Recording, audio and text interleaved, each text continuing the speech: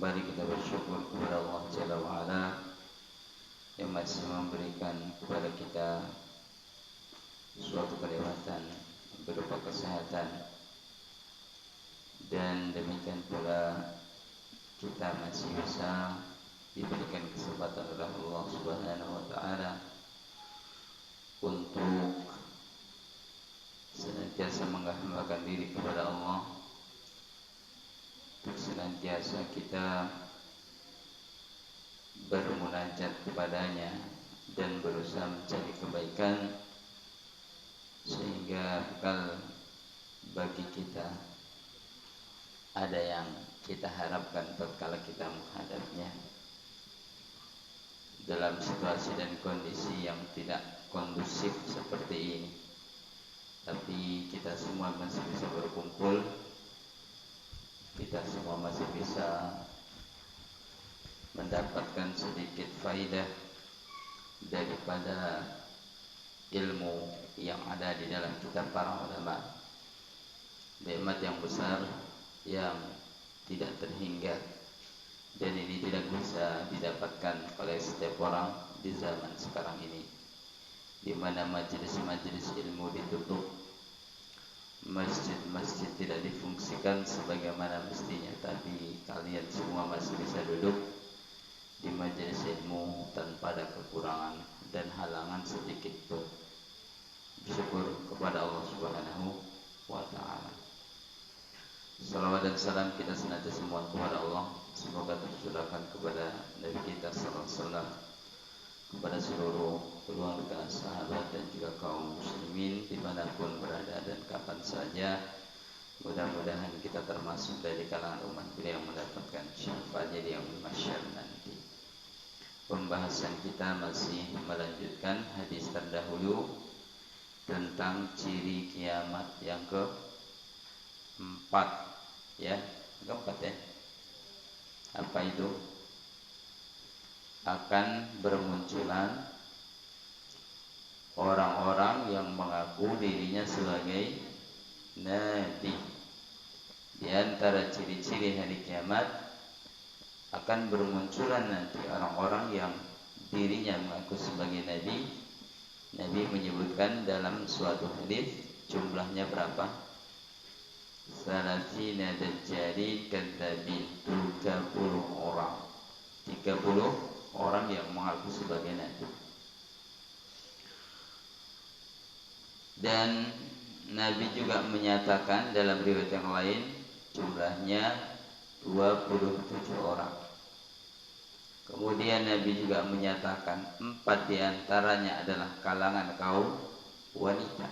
Ini menunjukkan tidak ada batasan yang bisa dikuatkan, karena semua riwayatnya sahih, yang 30 atau yang 27.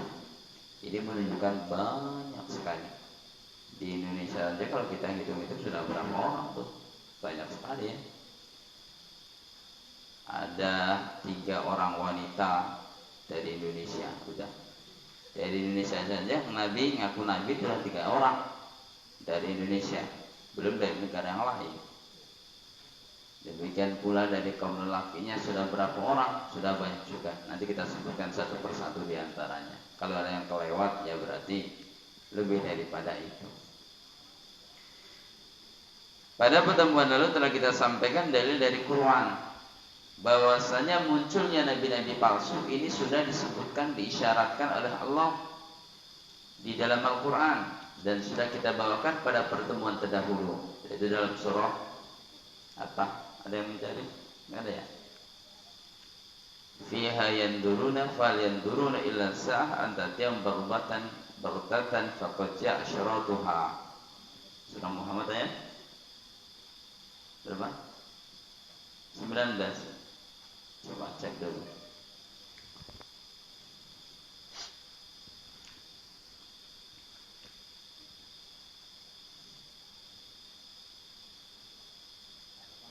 Surah Muhammad ayat 18. Surah apa? Muhammad ayat 18. Satu lagi. Wa man adlamu mimman iftara 'ala Allahi kadiban aw qala uhiya ilayya wa lam yuha ilayhi syai'un Wa man qala sa'unzilu mithla ma anzalallah. Siapa?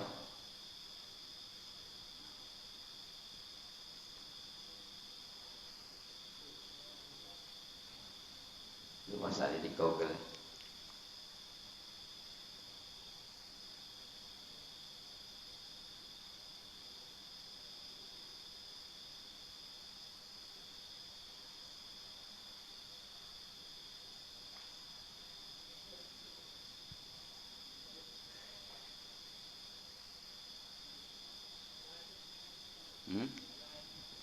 Wa man adlamu mimman iftara 'ala Allahi kadiban aw qala uhiya ilayya.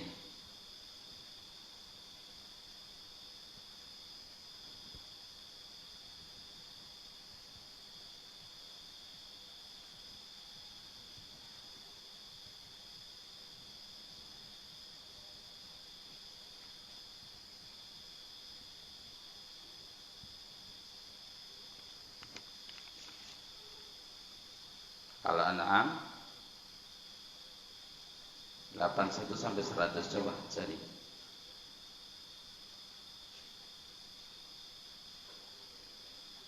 Tiga. Cek. Ya betul. Al-An'am 93.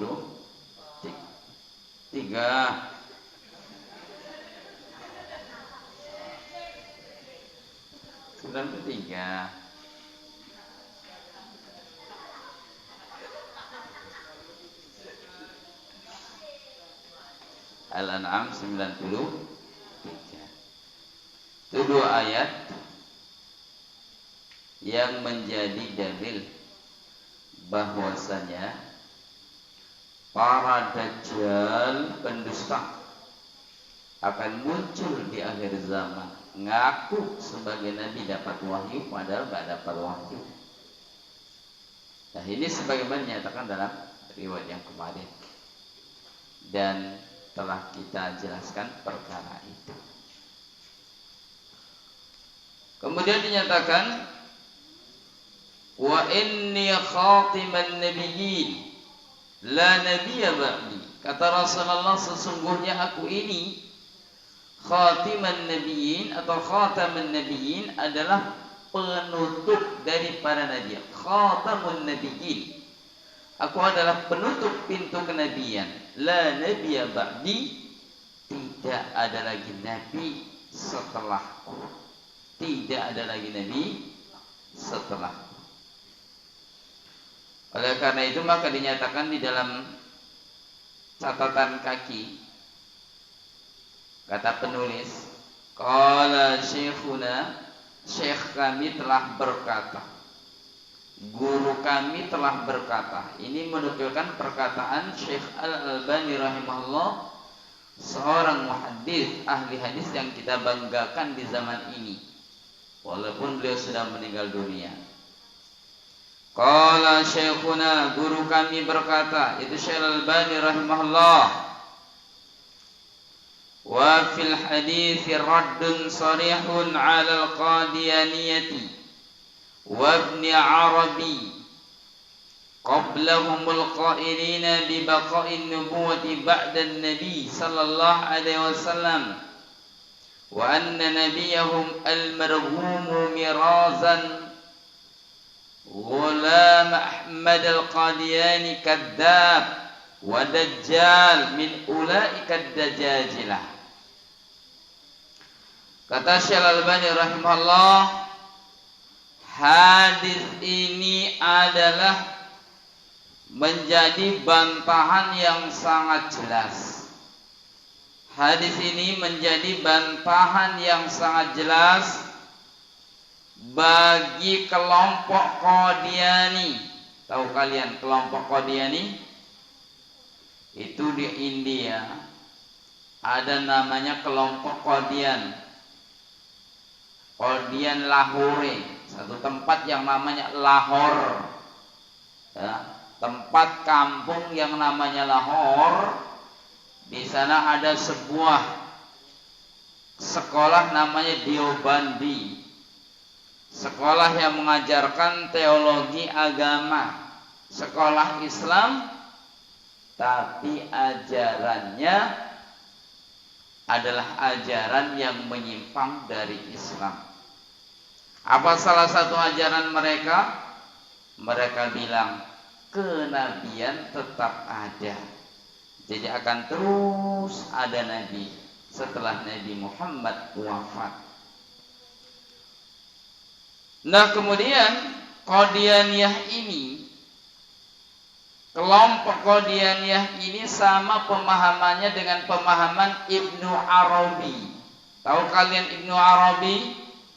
Ibnu Arabi itu adalah orang sufi ahlul kalam yang mengatakan dirinya itu bersatu dengan Tuhan. Apa akidah dia? Dia mengatakan mereka berpendapat bibaqain nubuwah ba'dan Nabi sallallahu alaihi wasallam, kenabian akan tetap ada setelah wafatnya Nabi sallallahu alaihi wasallam. Jadi kalau misalkan ada orang yang meyakini ada di antara manusia yang mengimani ada nabi setelah Nabi Muhammad, ini pemahaman Ibnu Arabi. Ini pemahamannya orang-orang Qadiani. Wa anna nabiyahumul marhum, adapun nabi mereka, nabinya orang Qadian ini, nabi yang palsu ini namanya adalah Mirza Ghulam Ahmad Al-Qadiani, kadzabun, seorang pendusta, Dajjal, salah seorang Dajjal, min ulaika Dajjajilah, di antara Dajjal-Dajjal yang jumlahnya 30. Nah, kelompok mereka disebut kelompok Ahmadiyah. Kenal? Pernah dengar kata-kata Ahmadiyah? Belum pernah? Jadi ada, kalau di Indonesia itu namanya organisasinya Ahmadiyah. Alhamdulillah di Duri kayaknya nggak ada. Karena mereka itu ada tapi di pelosok-pelosok. Karena kalau di kota-kota nggak berani. Kenapa nggak berani? Jelas mesinnya akan dibakar. Di Mahato ada, di Kilo 5 dulu mesinnya dibakar. Ini ada mesinnya besar di sana di Kandis. Ada orang Kandis di sini. Ada orang Kandis. Nah, di sana di Buana tuh ada Ahmadiyah. Apa salahnya Ahmadiyah? Kenapa rupanya Ahmadiyah? Ahmadiyah mereka mengaku punya nabi sendiri selain Nabi Muhammad sallallahu alaihi wasallam. Nabi mereka bernama Mirza Ghulam Ahmad. Jadi kata-kata Ahmad dalam Al-Quran itu maksud mereka itu Mirza Ghulam, kata mereka. Seperti dalam Al-Quran, mim ba'dismuhu Ahmad, itu kan? Akan datang Nabi setelah Nabi Isa, ismuhu Ahmad, namanya adalah Ahmad. Oh, bukan Muhammad itu. Lalu siapa? Mirza Ghulam Ahmad. Maka kelompoknya disebut Ahmadiyah. Di sini paham kalian? Jadi ada kelompok Ahmadiyah. Kalau kalian mendengar Ahmadiyah, itu bukan agama Islam. Kita katakan sesat itu Ustaz, sesat. Jelas sesatnya jelas. Kenapa sesatnya jelas? Karena mengingkari ijma' para ulama. Tidak ada seorang ulama pun yang mengatakan bahwasanya ada nabi setelah Nabi Muhammad SAW. Lalu bagaimana Nabi Isa? Nabi Isa itu produk lama, cuman mau diturunkan lagi setelah Nabi Isa, setelah Rasulullah. Bukan Nabi Isa itu nabi baru. Nah, ini yang menjadi salah satu alasan mereka mengatakan bahwa nabi itu akan tetap ada. Contohnya apa? Contohnya adalah turunnya Nabi Isa. Katanya setelah Nabi Muhammad gak ada nabi. Lah kenapa Nabi Isa itu turun? Maka kita katakan Nabi Isa itu sudah ada sejak zaman dahulu. Produknya produk lama, bukan nabi baru. tapi diturunkan di akhir zaman karena janji dari Allah Subhanahu wa ta'ala. Nah, jadi Mirza Ghulam Ahmad ini salah satu di antara 30 orang yang mengaku sebagai nabi, maka dia termasuk bagian daripada Dajjal. Nah, kapan ini mulai adanya? Belum lama, sekitar 200 tahun yang lalu. Nah, di zaman Rasulullah sudah ada pernah beberapa orang yang mengaku sebagai nabi. Di zaman Rasulullah sallallahu alaihi wasallam, di antaranya satu, Musailamah al-Kadzdzab. Musailamah al-Kadzdzab. Maka jangan pakai kata Musailamah ya. Cantik kali memang Musailamah. Kasihlah anakku nanti namanya Musailamah, nabi palsu. Dah, Musailamah al-Kadzdzab. Nama aslinya, para ulama berbeda pendapat. Ada yang mengatakan Musailamah nama aslinya adalah Musailamah bin Tsumamah. Ada yang mengatakan nama Musailamah aslinya Musailamah bin Tsumamah. Musailamah bin Tsumamah. Ada yang mengatakan Musailamah bin Harun. Ada juga yang mengatakan dia itu Musailamah bin Hubayb Al-Yamani, karena dia orang Yamamah, suatu kampung di daerah Najd, daerah Saudi sana. Nah, bagaimana sifat Musailamah al-Kadzdzab? Musailamah al-Kadzdzab ini kalau bicara, bicaranya manis, pinter bicara. Diplomatisnya tinggi. Tahu diplomatis? Tahu nggak apa itu diplomatis? Hah? Bahasanya pandai menipu, itu namanya diplomatis. Gaya bahasanya itu sangat menarik, itu namanya diplomatis. Maka hati-hati dengan orang yang seperti ini. Makanya apa? Dilarang di dalam Islam, iyyakum wa ta'ammuk wa iyyakum wa tanattuq, kata Rasulullah.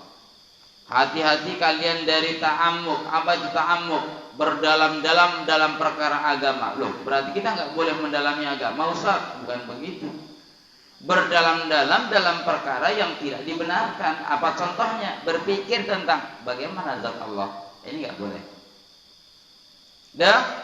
Wa iyyakum wa tanattuq, dan berhati-hatilah kalian dari tanattuq. Apa itu tanattuq? Menghiasi perkataan supaya untuk menipu orang. Itu namanya tanattuq. Karena ini merupakan perkara yang sangat berbahaya. Dia itu apa? Diplomatisnya tinggi. Kalau dia bicara orang bisa terpengaruh. Kalau dia bicara orang begitu terkesima, begitu takjub kagum kepada dia, padahal yang dikatakannya adalah kedosaan, yang dikatakannya adalah kebatilan. Maka kalau kalian tuh dengar pengajian, jangan mendengar pengajian itu hanya milih, wih bahasanya mantap kali ya, bahasanya enak kali didengar ya, adem ayem. Tapi ternyata apa? Di dalamnya mengandung berbagai macam kekufuran dan kesyirikan tanpa memperhatikan dalil-dalil yang nyata. Nah, untuk menipu masyarakat, Musailamah al-Kadzdzab ini berlaku sopan santun, baik budi pekerti kepada mereka, sehingga dia disebut atau dinamakan dirinya itu Rahmanul Yamamah namanya. Ini gelar dia. Gelar untuk dia itu apa? Rahmanul Yamamah. Artinya apa? Orang yang sangat penyayang, yang mengasihi, yang menyayangi orang-orang apa? Al-Yamamah. Kita ulangi. Siapa nama Musailamah? Musailamah bin Tsumamah. Ada yang bilang Musailamah bin Harun. Ada yang bilang Musailamah bin Habib. Bagaimana sifat-sifatnya? Sifat-sifatnya pandai bicara, manis tutur sapanya, tapi untuk mengelabui dan untuk menipu manusia. Apa gelarnya? Rahmanul Yamamah. Nah, beliau ini adalah salah seorang pembesar dari Bani Hanifah. Dari Bani Hanifah. Dan dulunya Bani Hanifah ini adalah agama Nasrani. Dulunya Bani Hanifah agama Nasrani, dikuasai oleh seorang raja. Raja ini kemudian diajak masuk Islam oleh Rasulullah sallallahu alaihi wasallam, tapi menolak. Dan kemudian memberikan janji kepada Rasulullah, kalau nanti saya meninggal dunia, nah yang jadi penggantiku adalah Musailamah ketika itu. Jadi Musailamah ini orang yang sudah dikenal, masyhur dan dihormati Bani Hanifah ketika itu. Kita selesaikan cerita Musailamah dulu ya, sampai kita azan. Nah kemudian oleh karena itu, maka waktu itu Musailamah menyatakan diri masuk dalam agama Islam dan mengutus seorang utusan kepada Rasulullah untuk pernyataan menjadi seorang Muslim. Dan kemudian ketika itu dia meminta dijadikan sebagai pimpinan, sebagai raja di tempat itu. Dalam Islam, kalau sudah berdiri seorang pemimpin, maka nggak ada boleh pemimpin yang lain. Maka sama Rasulullah tidak diizinkan, ditolak menjadi pemimpin. Tapi ketika itu memaksa, akhirnya apa? Apa kata Rasulullah? Memang itu si Musailamah itu, kedudukan dia itu nggak lebih baik dari kalian, kata Rasulullah. Tapi nggak apa-apa, dah jadikan dia sebagai pembuka agama, sebagai pemimpin. Nah perkataan Rasul inilah yang kemudian dijadikan alasan untuk mengangkat dirinya menjadi seorang nabi. Sampai akhirnya kemudian dia mendeklarasikan mendapat wahyu karena pengaruhnya besar di Bani Hanifah, maka mendeklarasikan dirinya menjadi seorang nabi dan mengutus surat kepada Rasulullah SAW untuk agar dibagi kekuasaan. Isi suratnya diantaranya dia mengatakan kepada Muhammad, kepada Rasulullah SAW, wahai Muhammad, sekarang kita bagi kekuasaan. Sungguh kalian itu adalah orang-orang yang keterlaluan. Jadi kata Musailamah, Nabi itu keterlaluan. Kenapa Nabi dikatakan keterlaluan? Karena Nabi menguasai Jazirah Arab ketika itu. Dia cemburu, maka dikatakan Nabi keterlaluan. Sekarang kita bagi kekuasaan, kekuasaanmu ini, kekuasaanku ini. Dan mengikrarkan diri seorang Nabi, maka diingkari oleh Rasulullah. Dan Rasul kemudian mengirim satu surat untuk Musailamah. Apa isinya?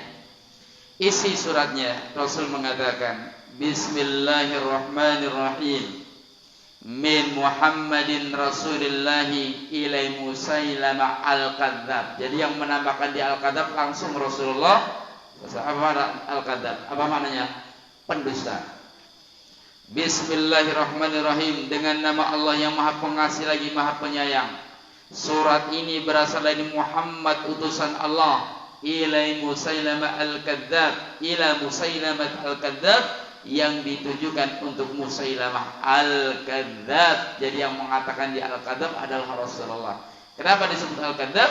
Karena dia mengaku sebagai nabi. Assalamu ala man ittaba'al huda. Lihat salamnya Nabi kepada dia, bukan assalamualaikum warahmatullahi wabarakatuh, tapi apa?